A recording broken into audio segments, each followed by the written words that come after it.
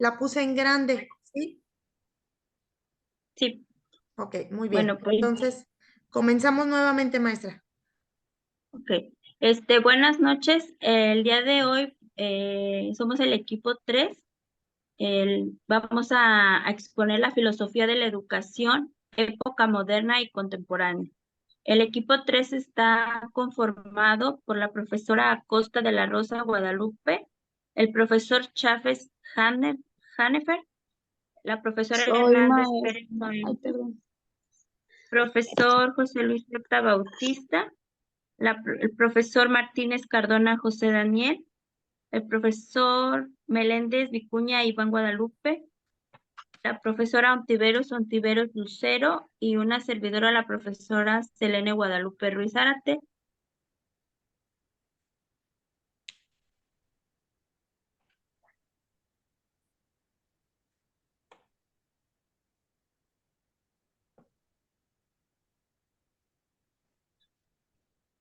Este, ok. Para darle introducción a lo que es el tema de la filosofía, uno de los primeros, que realizaron este tema, hablaron de este tema, es el pastor y pensador checo Jan Amos Komensky, cuyo nombre latinizado en Comenius, quien básicamente inventó la pedagogía moderna. El historiador Eric Hobsbawm dividió la edad contemporánea en 4 etapas hasta 1991. Una era de la Revolución de 1789 a 1848, la otra que era la era del capital de 1848 a 1875 y una era del imperio de 1875 a 1914 y en un corto siglo XX. La educación contemporánea presenta grados de desarrollo que impulsan a investigadores, docentes, epistemólogos a sus conocimientos, comprensión y valoración en las condiciones diferentes a las del pasado reciente. En efecto, hoy es posible apreciar que una teoría educativa tiene una vigencia realmente breve.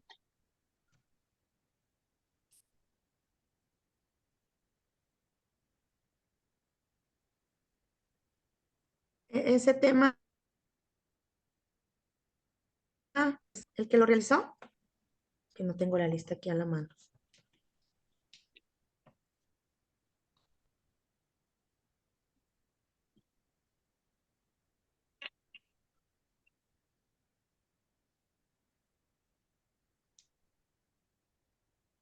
¿No? Como que sigue entonces la introducción, maestra. Ok, seguimos pues con lo que son las teorías contemporáneas de la educación. Ujú. Es más bien un conjunto de conceptos y métodos que comparten una serie de características generales de carácter metodológico y conceptual, que permite dar cuenta del desarrollo del ser humano y ciertos procesos relacionados con el proceso del aprendizaje. Uno de los principales puntos dice que los fenómenos cognitivos humanos son similares a los que llevan a cabo los ordenadores. Otro, que un cierto de número de procesos mentales subyacen a toda la actividad cognitiva y que los procesos individuales operan de forma ordenada. Y pues por último, que el sistema procesador ser humano tiene tiene limitaciones.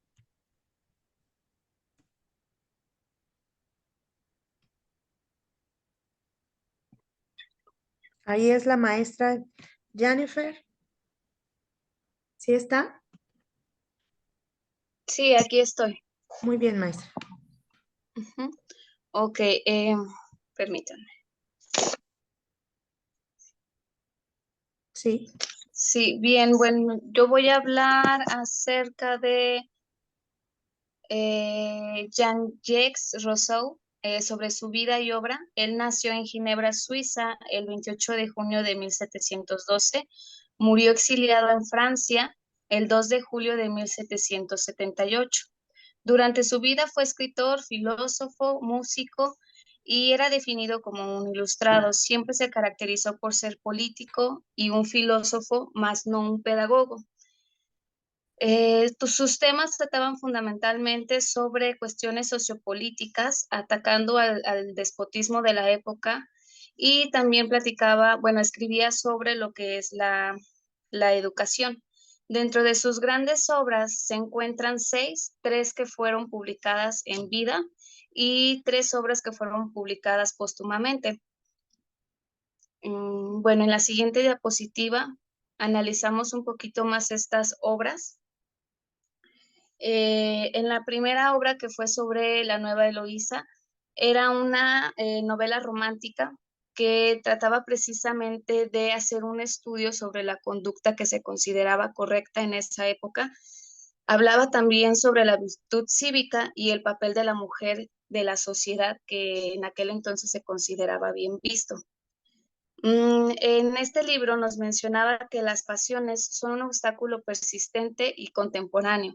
Decía que una de los peores peligros para el ser humano eran los sentimientos si no eran eh, no recuerdo la palabra, si no eran bien, sí, como manejados. Posteriormente hizo su obra maestra, que fue El Contrato Social. Este era un tratado sobre filosofía y política. En él el autor desarrolla una teoría sobre el estado de la naturaleza. Dice que el hombre nace siendo bueno en sí mismo, pero que al momento de mezclarse con la sociedad es cuando se corrompe la esencia pura y noble del ser humano, ya que para él el ser humano era movido por el amor propio y la empatía, pero se corrompía por la ambición y la propiedad privada. Posteriormente, en el mismo año, publicó lo que fue el Emilio o de la Educación. Este era un tratado sobre la educación que lo escribió a manera de novela. En él retomaba una visión educativa en la que decía que la singularidad de la persona es irrepetible y por lo tanto se tenía que respetar la individualidad de las personas.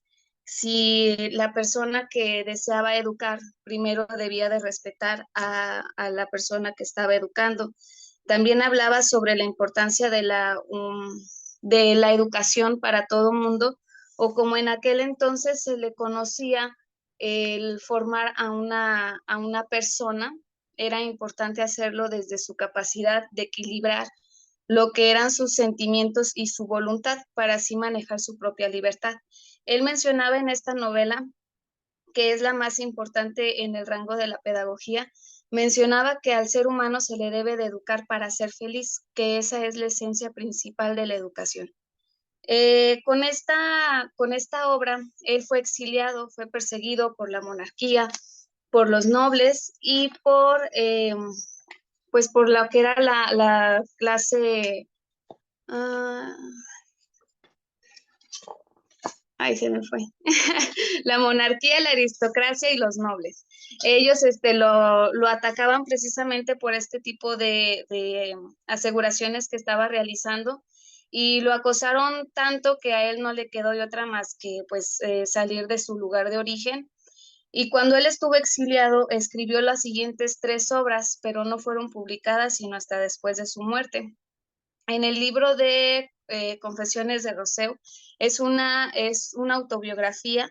Fue importante porque se hace el análisis de que lo hizo de manera autocrítica y sin compasión.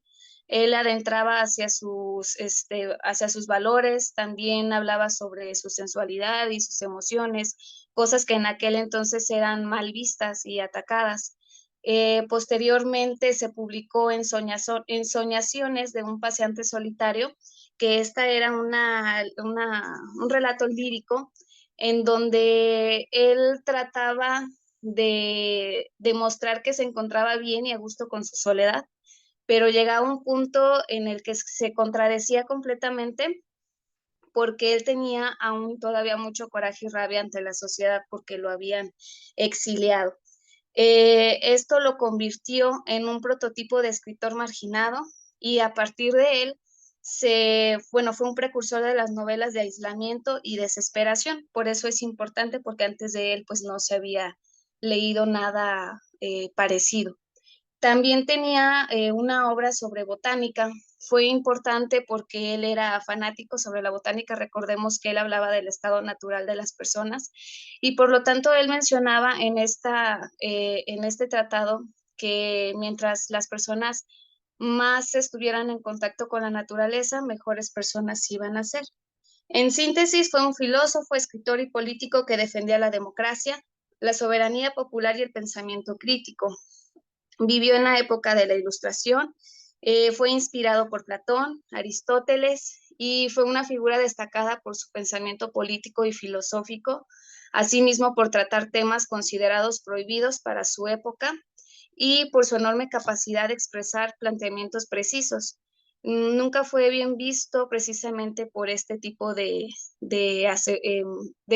estudios y tratados que él publicaba.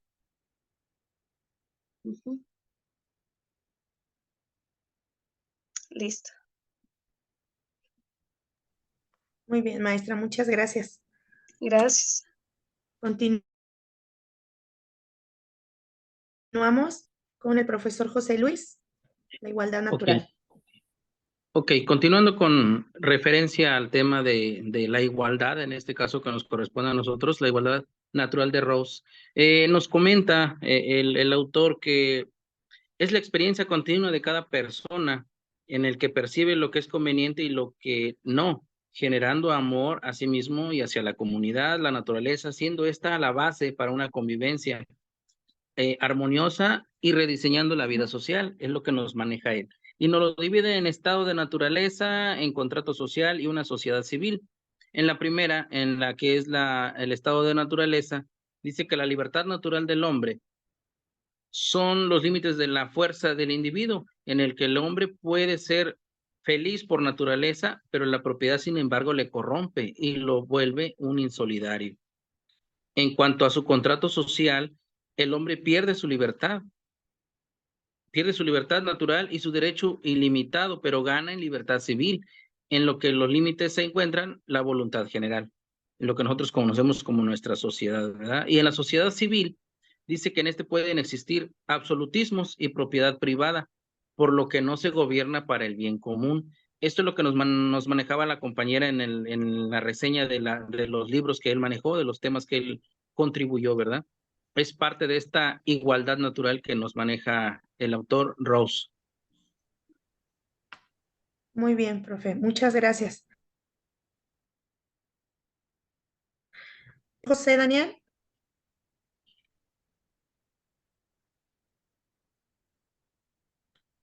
¿No está? Maestra Lucero, ¿nos haces favor?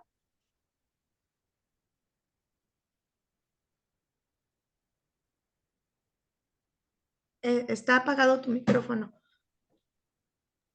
Voy. Gracias. ¿Ya me escuchan?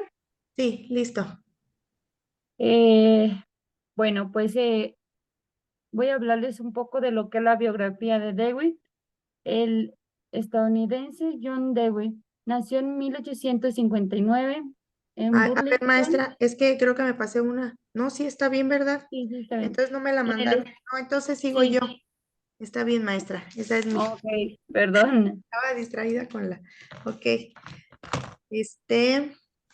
Bueno, a mí me tocó hablar acerca del filósofo Dewey. Nos quedan 10 minutos, la termino y nos salimos de la sesión y comenzamos. El estadounidense John Dewey nació en 1859 en Burlington, en el estado de Vermont. Allí acudió a la universidad para estudiar filosofía. Las teorías evolucionistas influyeron de forma clave en el desarrollo de su pensamiento. Durante toda su carrera se centraría en la interacción entre el ser humano y su entorno, inspirado por la idea de la selección natural de Darwin.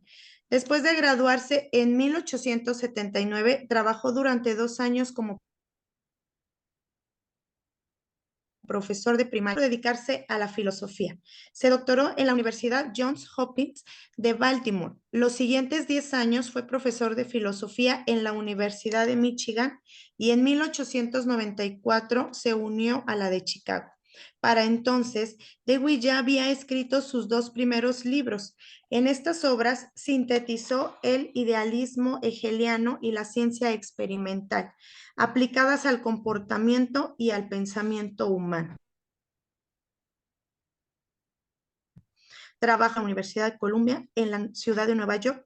Su foco de interés continuó siendo la pedagogía, siempre ligada a la filosofía, la lógica y la política. Fue un activista comprometido en causas como la defensa de los derechos de los inmigrantes, la sindicalización del profesorado, el sufragio femenino y la democracia participativa en general. Murió en 1952 a los 92. Listo. Ahora sí, continuamos con el siguiente tema. Faltan todavía como 3 minutitos, 4. Bueno, acerca de la educación, John Dewey, bueno, primero me enfoqué en la antropología filosófica. Hay dos, que es la naturalista y la artificial.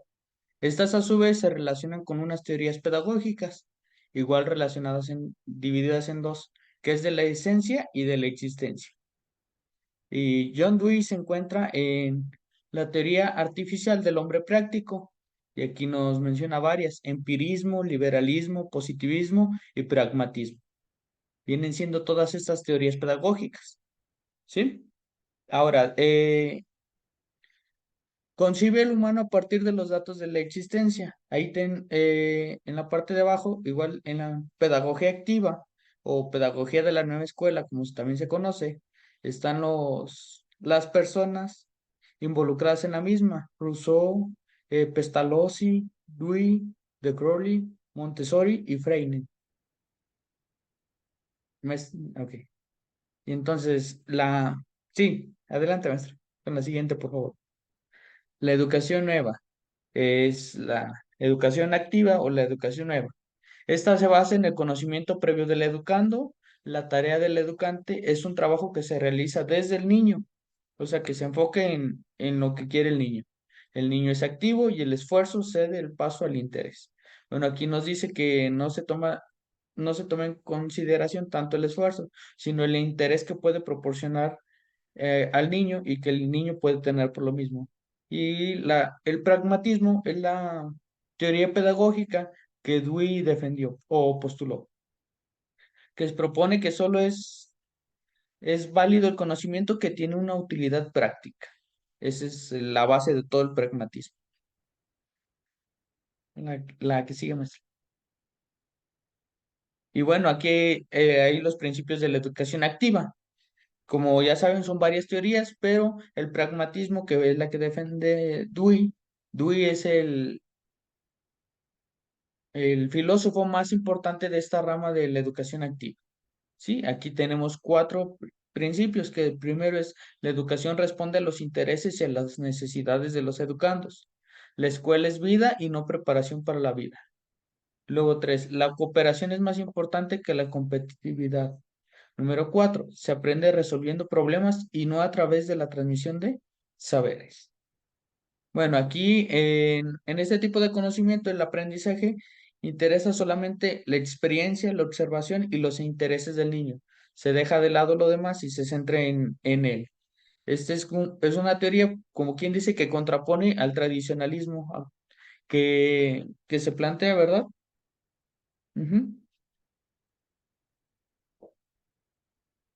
Y también se basa en el cooperativismo entre los mismos educandos y entre educando y profesor. Sería todo de mi parte.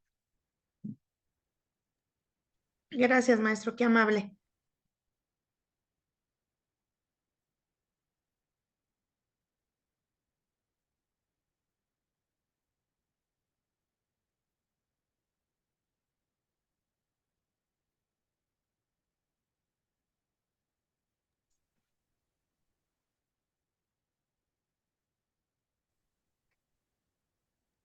Ahora sí, maestra Lucero.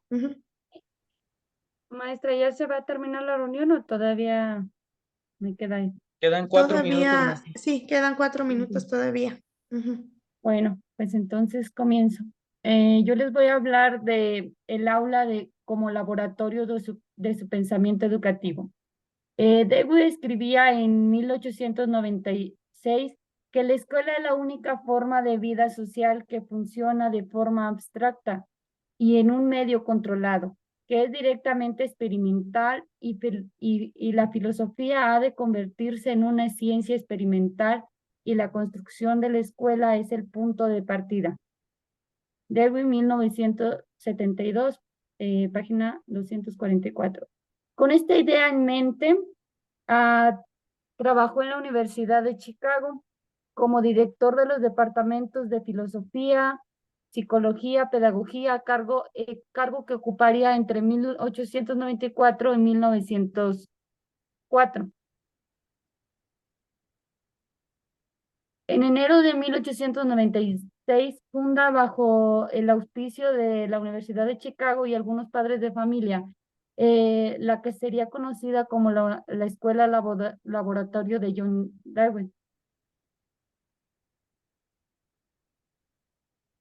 En la educación. Era un laboratorio de comprobación de las ideas filosóficas.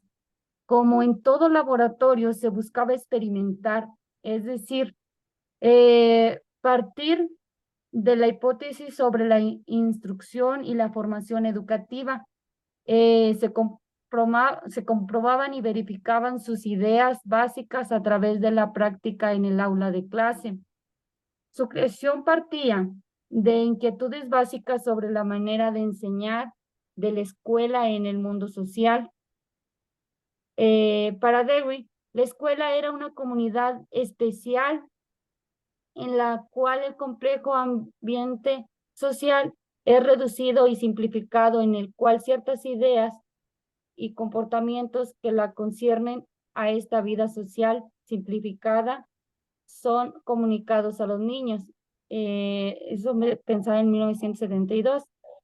Mantenía su idea de la labor teórica en el contacto en las exigencias de la práctica. En el núcleo del programa de estudios de la escuela de Dewey figuraba la así denominada ocupación, entendida por Dewey como un modo de actividad por parte del niño que produce un tipo de trabajo realizado en la vida social y es paralelo a ella.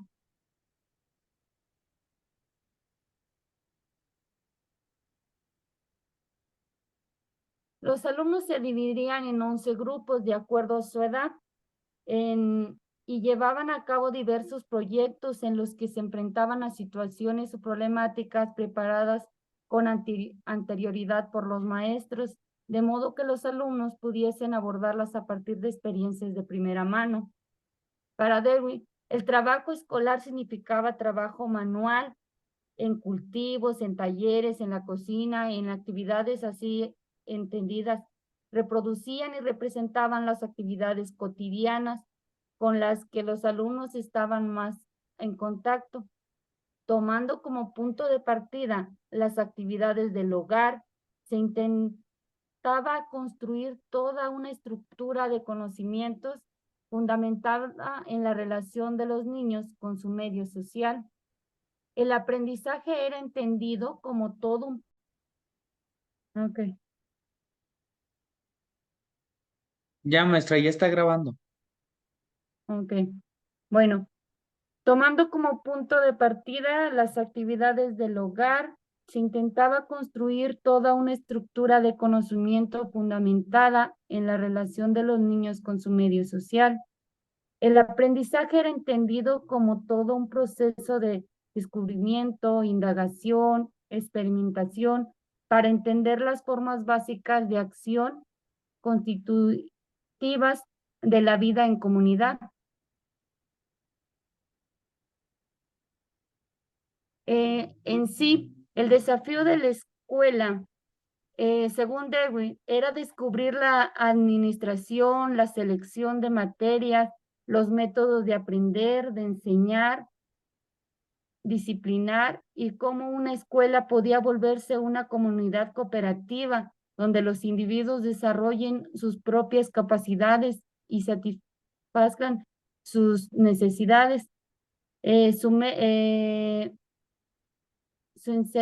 método experimental de su pedagogía se basaba en la educación de la destreza individual, de la iniciativa del espíritu empresarial y de la adquisición del conocimiento científico.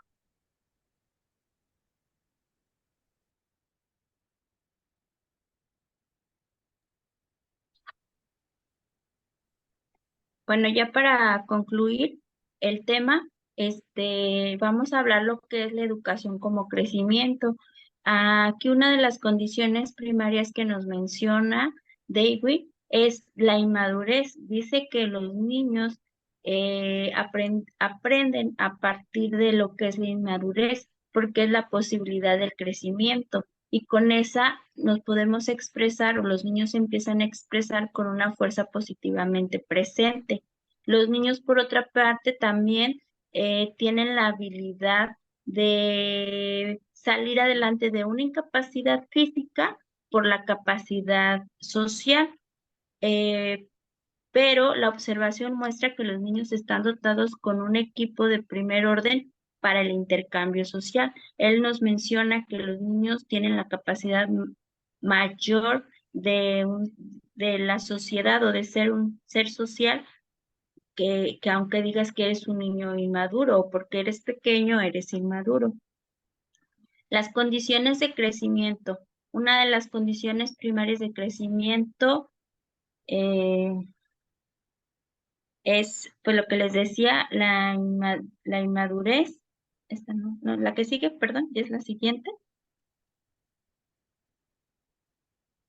Perdón, la significación educativa de la concepción del desarrollo es la vida es desarrollo y que el desarrollo es el crecimiento de la vida, o sea que están de la mano y están traducidos equivalentemente en lo educativo.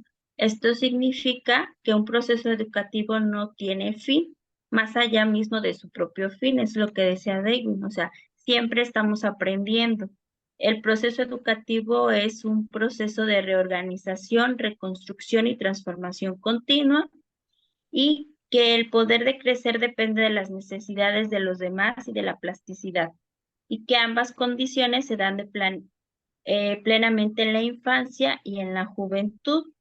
Y de ahí dice que también aprendemos de hábitos y que esos hábitos se van controlando conforme el medio ambiente o sobre donde los niños y los jóvenes se desarrollen. El criterio del valor de la educación escolar es la medida en que crea un deseo de crecimiento continuo y proporciona los medios para hacer efectivo, de hecho, el deseo. Y pues este sería todo lo que es el tema sobre la filosofía. Así concluimos nuestro tema del equipo 3. Gracias.